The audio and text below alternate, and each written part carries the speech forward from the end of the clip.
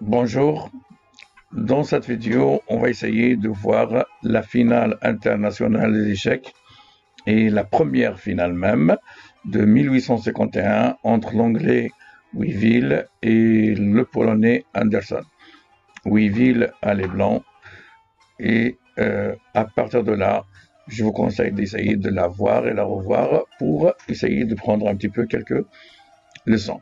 Puis après, je vais donner mon avis sur quelques coups que je considère étaient des erreurs de la part de Wiville. Wiville, Anderson, Wiville, Anderson, Wiville, Anderson. On voit ici dans les trois premiers coups, Anderson fait presque pareil que Wiville, mais du côté opposé. Continue.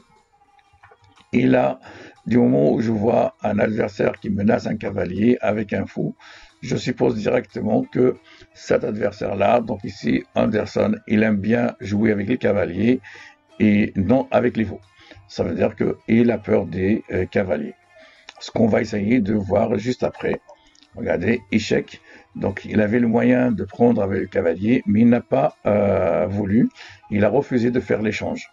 Parce que c'est pas prendre directement, c'est un échange. Donc il menace. Roc. On avance. Donc là, il enlève même une possibilité de s'échapper à son fou. Il lui laisse qu'une seule. Ça veut dire que tôt ou tard, il va partir. Et voilà. Donc ce qui a été dit et a été fait. Donc ce qui fait que on va déranger les pions pour Wiville. On a deux pions, un derrière l'autre, qui n'est pas quelque chose de bien.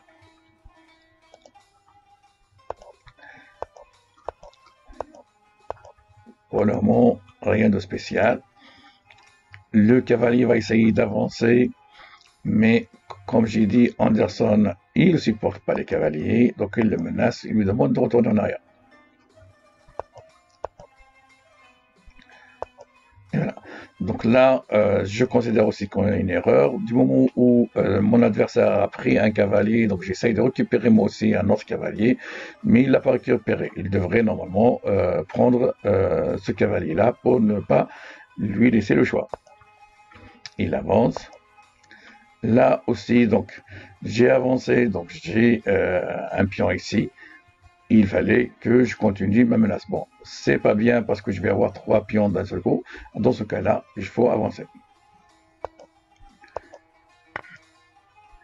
Prends. Ouais, il a changé fou contre fou au lieu de changer fou contre cavalier. Là aussi. Donc, il y a un pion qui veut monter ici. Donc, est-ce qu'on prend? On prend pas. C'est difficile à dire, mais bon, on peut normalement prendre. Et là, il va prendre avec le pion, et donc je suis sûr et certain qu'il va avoir un pion ici qui va déranger. C'est mieux de le laisser libérer. S'il le libère, il laisse la tour directement, c'est une menace. Il va protéger son pion, il ramène le cavalier. Et là, on laisse le cavalier, il va laisser le cavalier rentrer ici. Vous voyez, à ce moment-là, à quoi ça sert de le faire? Il fallait le faire dès le début. Voilà. Et là, c'est à partir de là l'erreur vraiment fatale. Ce cavalier-là, il menace cette position-là. Et puis, il y a, juste après, il y a la dame et il y a la tour qui est plus ou moins cachée. Puis, il y a le cavalier qui peut venir ici. Donc, celui-là, il a trois coups d'un seul coup derrière lui. Donc, normalement, ce cavalier-là, il ne fallait pas le laisser. Il fallait ramener le cavalier ici.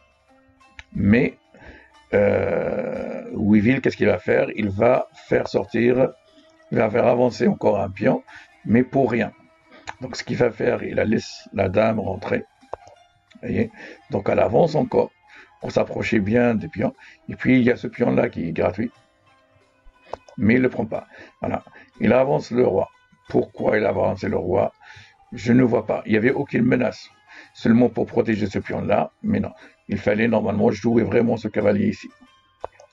Voilà.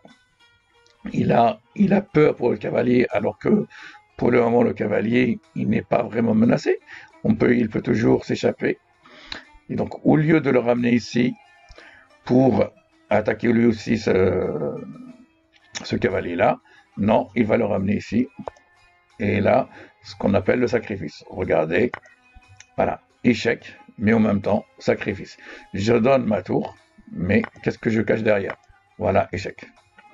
Et là, à partir de maintenant, les choses vont se corser. Donc, Anderson va sortir le roi, et donc là, échec et mat, c'est obligatoire. Il n'y a aucun moyen de le protéger de échec et mat. Il peut rien faire. Il peut donner autant de pièces qu'il veut. Il peut sortir autant de biens qu'il veut. L'échec et mat, il est ou bien là, ou bien directement là. Ça veut dire qu'une fois la tour, elle est remontée ici. Il peut ramener la dame ou la tour, et ainsi de suite. Ils vont venir ici, donc l'échec et mat sera là. Voilà. J'espère qu'à partir de là, vous allez essayer de prendre un petit peu une leçon sur ce qu'on appelle le sacrifice et le fait que de ne pas prendre les pièces.